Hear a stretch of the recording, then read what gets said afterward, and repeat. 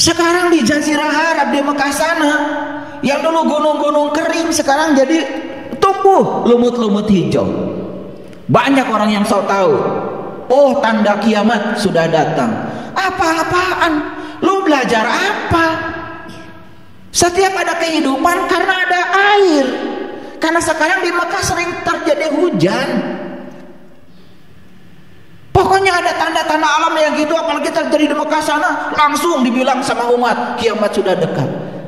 Omong kosong apa? Batu di sana dulu kering warnanya coklat karena dulu jarang hujan. Sekarang iklim sudah berubah, bahkan hujan tidak bisa diramal lagi. Kenapa? Karena perilaku manusia sendiri. Masih ingat kan dulu kalau berberan hujan? Kan gitu. Sekarang berberan juga belum tentu hujan.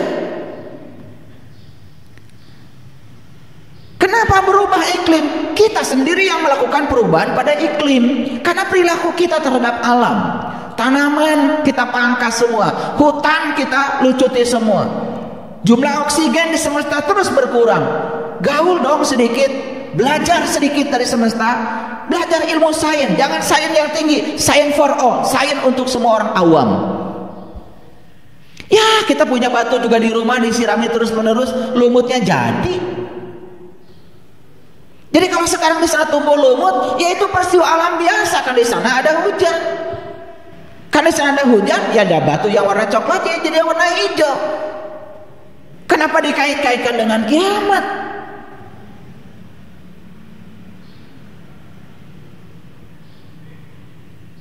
Kan begitu sekarang kita mendengar, betul nggak? Dari orang-orang yang terbuka mulutnya sementara mata kolbu masih tertutup. Belajarnya cuma satu sudut pandang saja. Makanya alam semesta dalam bahasa Inggris disebut universe. Universi. Uni itu artinya kumpulan, versi itu sudut pandang. Artinya pandang semesta ini dengan banyak ilmu, banyak sudut pandang. Ada ilmu fisika, memandang alam dari sisi materi dan energi. Ada ilmu kimia, memandang alam dari sisi reaksi kimianya. Ada ilmu biologi, memandang alam dari sisi makhluk hidup. Ada ilmu astronomi, memandang alam dari sisi astronomi. Ada geofisika, memandang alam dari sisi geofisika. Itu sudut pandang. Jadi kalau Anda hanya sekolah satu ilmu, satu bidang ilmu, jangan sombong. Anda itu baru memandang alam dari satu sudut pandang. Apa yang disombongkan? Semesta ini terlalu luas. Sekarang dokter yang namanya spesialis udah macam-macam tuh dokter. Saya dengar kemarin ada salah satu sahabat kita sharing kepada saya. Yang namanya tumor, dulu tumor ya tumor saja. Sekarang ada yang namanya tumor otak, ada yang namanya tumor pembuluh darah, macam-macam tuh namanya. Bahkan dokter yang hanya belajar tumor secara for all, umum, gak bisa menyembuhkan tumor pembuluh darah. Harus pada dokter spesialis tumor pembuluh darah coba. Itu artinya tubuh fisik kita saja, kalau digali semua, gak ada akhirnya. Makanya kalau dikatakan tubuh inilah representasi dari alam besar, dan Allah mengatakan aku bentangkan kebesaranku di segala ufuk, dan aku bentangkan kebesaranku dalam tubuh kamu. Dan siapa yang menemukan kebesaran Tuhan pada tubuhnya, maka dia menemukan kebenaran. Sudahkah kita menemukan itu? Kita melihat tangan sebagai tangan saja, tidak pernah berpikir kenapa tangan kita tidak sama panjangnya, kenapa jari tangan kita tidak sama jaraknya. Pernah nggak memikirkan itu? Nggak ada waktu. Padahal dari ujung rambut sampai ujung kaki, di situ ada rahasia semesta.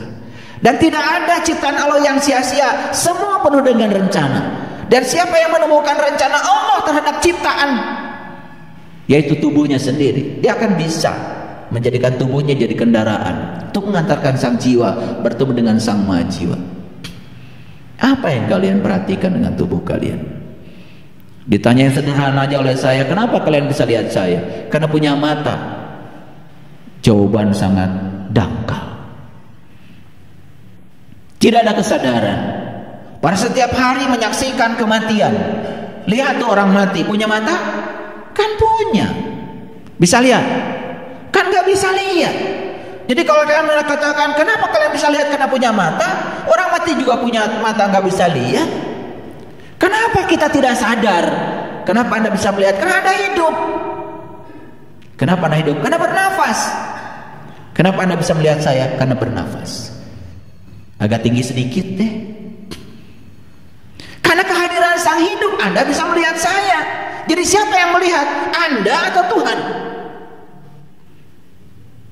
Karena kehadiran Dialah Anda bisa melihat. Siapa yang melihat dan siapa yang dilihat? Yang melihat Dia, yang dilihat juga Dia. Di mana Anda? Itulah baru la ilaha illallah. Yang mana yang bukan Allah? Hanya mempertanyakan penglihatan saja. Orang yang sadar bisa sampai kepada Allah. Makanya Profesor Masaru Emoto hanya belajar air, belajar molekul air. Di akhir buku The True Power of Water, beliau mengatakan, aku bertemu Tuhan lewat air.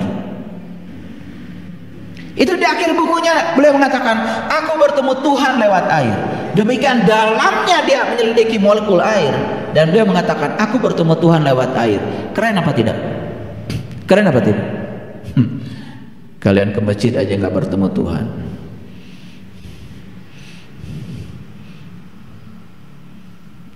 Tapi kadang-kadang sombongnya luar biasa.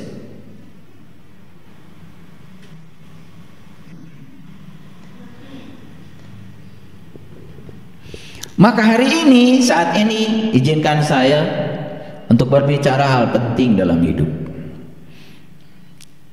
Nggak tahulah, pokoknya saya hari ini mau ngasih judul apa ya? Kalau saya ditanya judulnya apa, pokoknya suka datang aja judul itu. Nggak tahu, jadi juga nggak ngerti.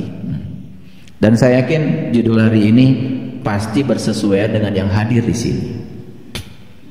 Karena tidak mungkin kalian dihadirkan di sini kalau tidak ada pesan semesta. Dan kenapa kalian disuruh duduk di sini di depan saya hari ini? Pasti semesta sedang ngasih pesan. Jadi judulnya hari ini, memiliki masa depan rohani yang gamblang, bukan gambling.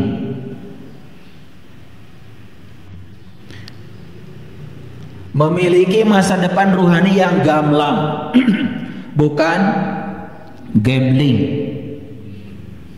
Karena banyak sekali yang hidupnya gambling, tidak gamblang. Betul? Oleh karena itu, supaya pas kajiannya, saya akan jelaskan dulu dari sisi etimologi, sisi bahasa, supaya nggak salah persepsi. Saya coba tanya kamus bahasa Indonesia, ya, kamus besar bahasa Indonesia, apa sih gamblang itu? Jadi gamblang itu artinya jelas dan mudah. Kalau kita berbicara tentang rohani, biasanya jadi ruwet. Betul? Coba tanya orang-orang yang tidak tahu. Kalau ditanya bagaimana supaya saya bisa berjumpa dengan jati diri saya, dengan Tuhan saya, jawabannya pasti ruwet, syaratnya banyak. Padahal di Quran Allah cuma bilang, man kana yarju liqa Allah fa inna ajalallahu la'at. Barang siapa yang berharap jumpa dengan Allah, maka waktunya pasti datang. Syaratnya cuma satu, berharap. Itu aja. Gak ada di situ syaratnya sholat sunat tobat. Gak ada syaratnya hafal Quran 30 juz. Gak ada. Gak ada syaratnya harus pergi ke gua nyepi dulu 40 hari. Gak ada. Syaratnya cuma satu, barang siapa yang berharap jumpa dengan Allah, maka waktu yang dijanjikan itu pasti datang. Syaratnya cuma satu, berharap. Titik. Saya dulu ketika melakukan pencarian, mohon maaf, ya saya kira ilmu ini ada di tempat-tempat yang dikira masyarakat ada di situ. Saya ke situ. Syaratnya banyak. Harus mandi jam 12 malam. Harus mutih. Gak boleh makan apa-apa kecuali minum air. Wah, saya pikir hak tubuh saya dicuri, bukan mencapai pencerahan. Saya bisa sekarat itu. Kan banyak yang mensyaratkan begitu, betul nggak? Padahal di Quran sederhana. Ketika saya baca Quran dengan kesadaran, Allah itu sebetulnya ngasih kemudahan yang luar biasa. Barang siapa yang berharap jumpa dengan Allah, maka waktu yang dijanjikan pasti datang. Cukup berharap saja. Maka Allah bilang, yahdillahu linurihi may yasha. Dan aku akan menunjukkan kepada cahayaku siapa yang aku kehendaki. Cukup kamu punya kehendak, akan dikehendaki. Itu saja. Dan yang tidak punya kehendak tidak akan dikehendaki. Itu saja. Jadi apa artinya gamblang? Gamblang itu dalam kamus bahasa Indonesia, nih supaya tahu semuanya. Kadang-kadang kita kan suka menafsir-nafsir secara ilmiah tidak jelas, ya kan? Dasarnya juga tidak jelas. Akibatnya apa? Kadang-kadang kita suka ngomong panjang tidak jelas, apalagi kalau pendek. Kan gitu ya? Ngomong panjang aja tidak jelas, apalagi pendek. Ngerti nggak maksud saya? Lah panjang aja nggak jelas, apalagi pendek. Nah, sekarang kita belajar, coba bicara tuh yang jelas. Nah, supaya bicara jelas, maka 3 syaratnya. Kita harus mencapai 3 pemahaman. Yang pertama, pemahaman translasi. Translasi berarti menggeser. Geser pemahaman buku menjadi pemahaman diri. Kalau kalian baca sesuatu di buku, jangan dihafal. Geser kata-kata buku menjadi kata-katamu. Itu namanya translasi. Itu dikatakan paham. Kalau kita sudah bisa membahasakan dalam bahasa kita.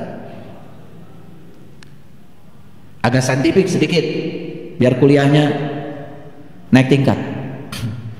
Yang kedua namanya pemahaman interpretasi. Bukan sekedar menggeser bahasa dari bahasa buku menjadi bahasa diri, tetapi sudah ada interpretasi, ada interpreter. Anda sudah menjadi interpreter terhadap yang Anda pahami. Sudah bisa mengungkapkan interpretasi yang jauh melampaui translasi. Nah, pemahaman yang tertinggi namanya ekstrapolasi. Memahami sesuatu sudah diekstrapolasi pada pemahaman dimensi lain. Itulah dikatakan orang paham. Bukan kayak pildacil. Sorenya baca ayat, besok udah nasihatin orang. Itu namanya pildacil. Tuh bahasa kerennya dulu kan imtihan. Masih ingat dulu kalau kalian waktu kecil kan, kalau ada maulid Nabi kan biasanya dikasih teks sama ustaz. Betul nggak? Ya saya dulu begitu. Disuruh pidato nasihatin orang sesuatu yang saya juga nggak tahu yang saya omongin. Tapi kalau lancar pidatonya bisa dapat nasi tumpang paling gede. Gitu. Nah, pemahaman translasi, interpretasi, kemudian ekstrapolasi, baru dikatakan paham. Makanya paham itu cirinya apa? Cirinya tidak berputar-putar. Ngerti nggak? Kalau kalian menjelaskan sesuatu muter-muter sampai orang semuanya bingung, itu sudah jelas Anda belum paham. Betul nggak? Jadi gamblang itu jelas dan mudah dimengerti. Oke? Itu yang pertama. Yang kedua, gamblang itu menurut kamus bahasa Indonesia tampak jelas. Jelas banget. Jadi kalau saya tanya sekarang, kamu nanti kalau mati selamat atau celaka? Kamu nanti kalau mati bisa pulang atau keluyuran? Nah, kalau kalian tidak bisa menjelaskan, tidak jelas, kalian juga tidak mengerti, tidak tampak jelas dengan masa depanmu, itu namanya gambling. Itu namanya gambling. Makanya kan kalau ditanya yang sederhana saja, sholatmu diterima nggak sama Allah? Wallahu a'lam. Karena ngomongnya pakai wallah, ya, tafhimnya bagus, disangkanya benar itu omongan. Padahal sebenarnya dia sedang gambling. Betul nggak? Atau jawaban berikutnya, sholatmu diterima atau tidak oleh Allah? Terserah Allah. Kan Allah bingung. Yang sholat kamu, setelah itu kamu nyerahin sama gue. Apa urusannya? Harusnya yang sholat kamu, yang menjamin kalau sholatmu itu bermutu, diterima, ya kamu.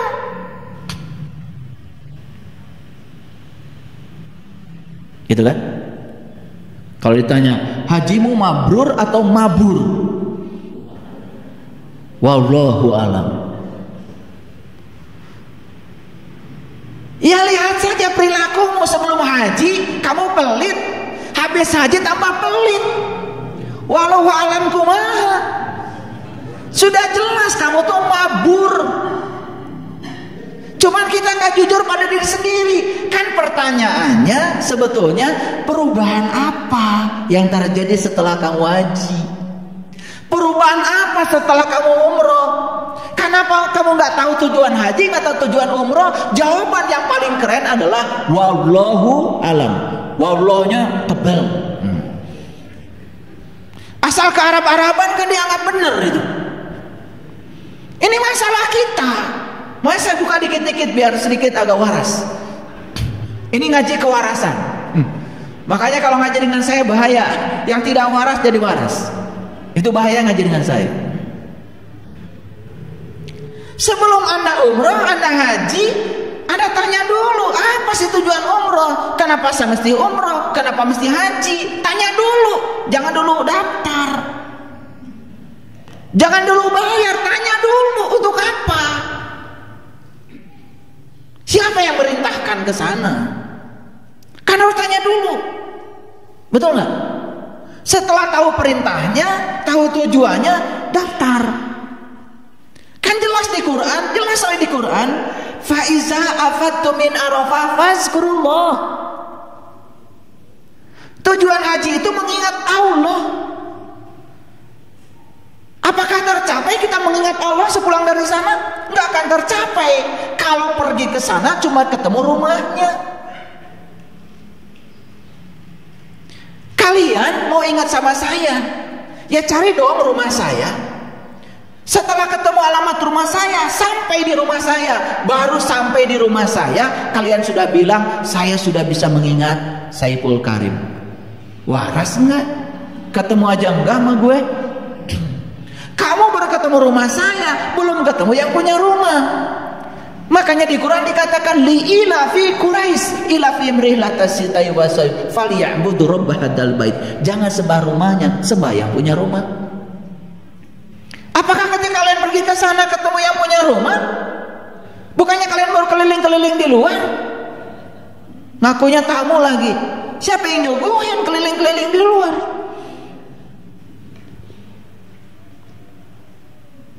Tapi pulang dari sana ditanya, hajimu mabrur atau mabur? Wallahu a'lam. Gak jelas. Harusnya tanya dirimu, sepulang dari sana sholat saya ngawur, gak bisa ingat sama Allah. Sepulang dari sana sholat saya ingat sama Allah. Mabur atau mabrur?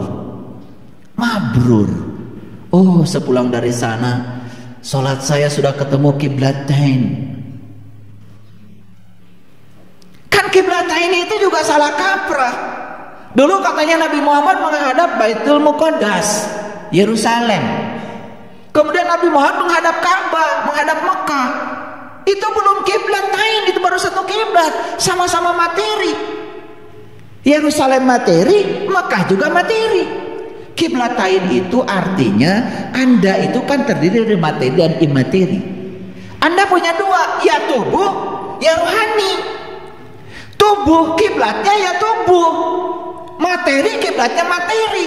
Tetapi ruh Anda, jiwa Anda, masa dihadapkan pada materi? Hadapkan pada yang ruh.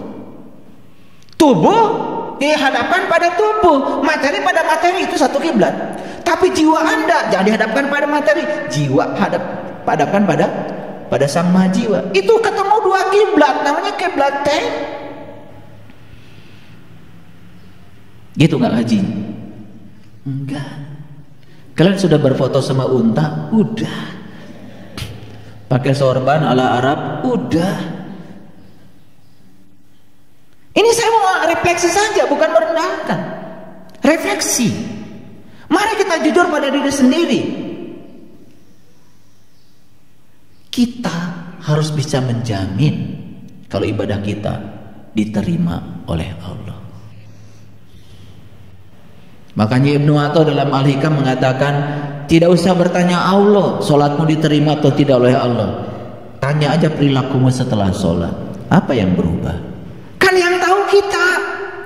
Makanya kita harus bikin namanya indikator untuk mengukur kompetensi yang dicapai oleh kita setelah kita melakukan sebuah ritual tertentu. Kita yang paling tahu, walaupun berubahnya sedikit, insya Allah itu yang penting. Paham?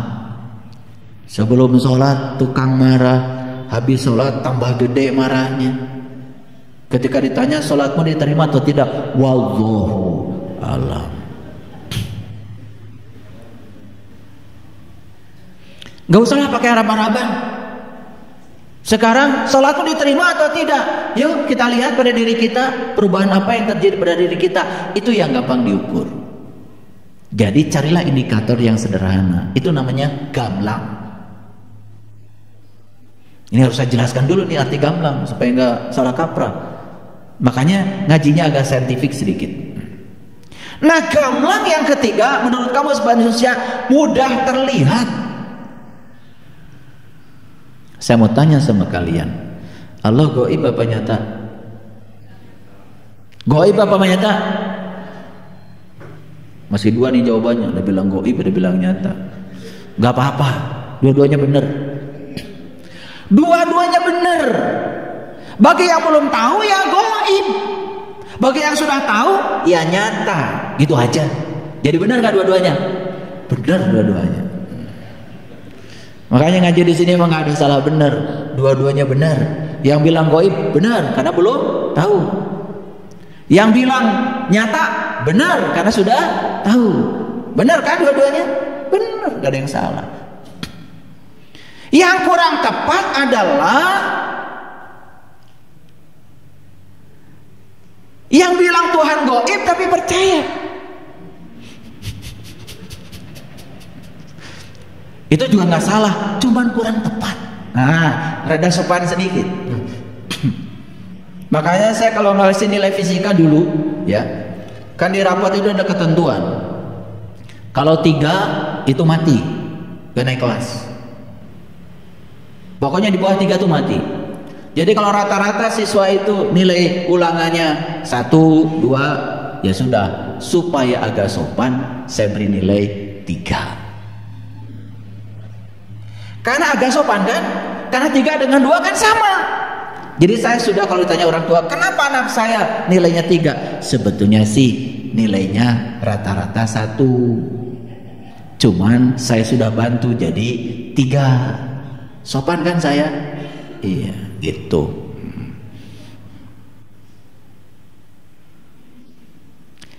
Mudah terlihat. Itu namanya gamblang. Kalian kalau mau ketemu saya,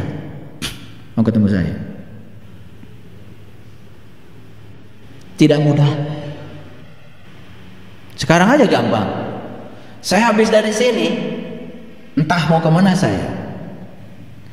Kalian nyampe di rumah saya, paling juga orang di rumah bilang, oh ayah barusan pergi ke kampus. Kalian kejar ke kampus, kata mahasiswa saya, oh bapak barusan pergi ke laboratorium. Dikejar ke laboratorium, oh bapak baru saja pergi ke rumah. Pusing kan cari saya? Makanya cari saya itu susah. Mau ketemu saya itu susah. Tapi kalau mau ketemu yang punya saya, gampang. Tidak pernah tidur, gak pernah ngantuk, gak ada istirahatnya. Kapan saja, di mana saja, mau ketemu yang punya saya, gampang. Kalau tahu ilmunya, tahu caranya. Karena Allah udah bilang, aku bersamamu dimanapun kamu berada. Aku bersamamu lebih dekat kepadamu daripada urat nadi lehermu. Bayangkan begitu mudahnya ketemu dengan bahwa kita tidak tahu Allah. Kebijaksanaan yang paling begitu tinggi sulitnya ketemu dengan bahwa saya. kita tidak Jadi tahu. kalau ada orang yang mengatakan Siapapun ketemu yang Allah tahu itu kalau sulit, dirinya tidak tahu, itu sudah kasihan mencapai aja. ilmu tertinggi.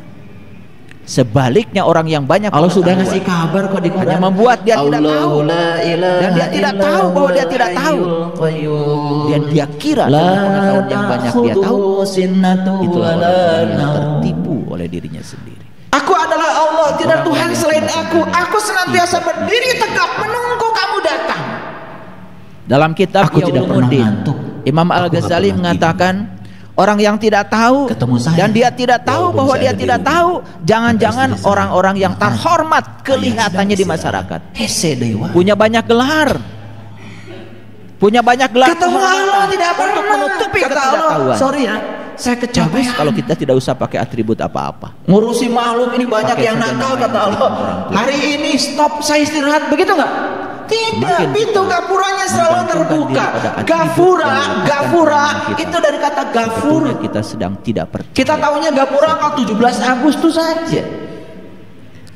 Orang bodoh. Gak pernah nanya kenapa leluhur kita kalau 17 Agustus bikin gapura. Gelar akademik yang melekat. Itu Bung Karno, itu luar biasa.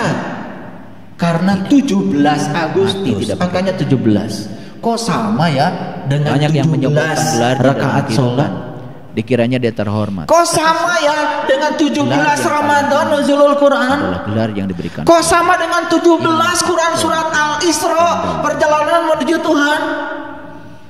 Kenapa 17 Agustus selalu identik dengan gafura? Sudah tahu takwa. Karena siapa yang menemukan rahasia yang 17? Kita cuma dengar aja kata takwa dari orang berbicarakan. Sudah sampai pada di Quran jelas sekali. Takwa itu suatu prosedur. Wa'id akhadna mitsaqakum wa rafa'na faqakumut-tur.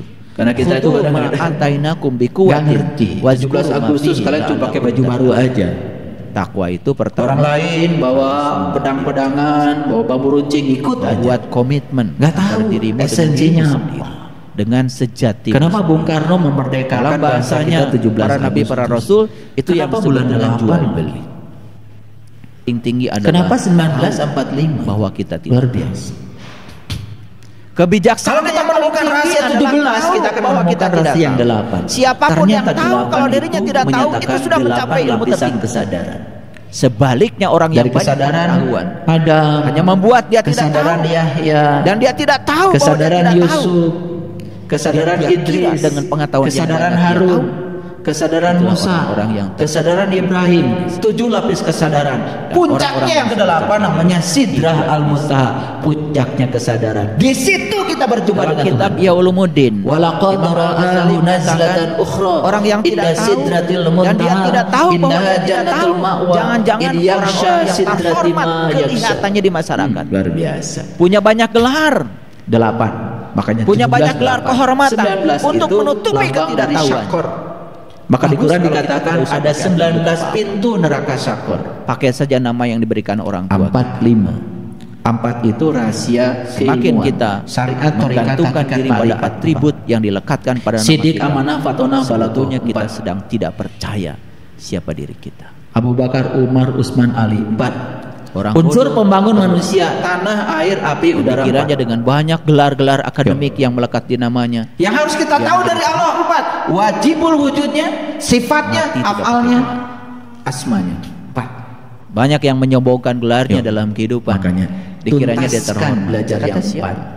Maka kita gelar yang paling saraba 4 adalah gelar yang diberikan. Maka kita akan sampai di 5. 5 itu menyatakan rukun Islam. Islam itu artinya adalah pasrah total kepada Allah. Gelar yang paling tinggi adalah takwa. Makanya orang yang sudah di level Islam itu, inna solati wa nusuki wa mahyaya wa mamati lillahi rabbil alamin la syarikalah wa bidzalika umirtu. Ya Allah, aku siap menerima apapun perintahmu. Aku yakin apapun yang terjadi dalam hidupku karena wabizalika umirtu, karena amarmu, karena keberadaanmu, karena kehadiranmu. Aku tidak menolaknya ya Allah. Itu pertama. Tapi ajarkan pesan apa yang hendak Engkau sampaikan kepadaku lewat semua peristiwa yang terjadi dalam hidupku. Itulah jadi orang dirimu sendiri.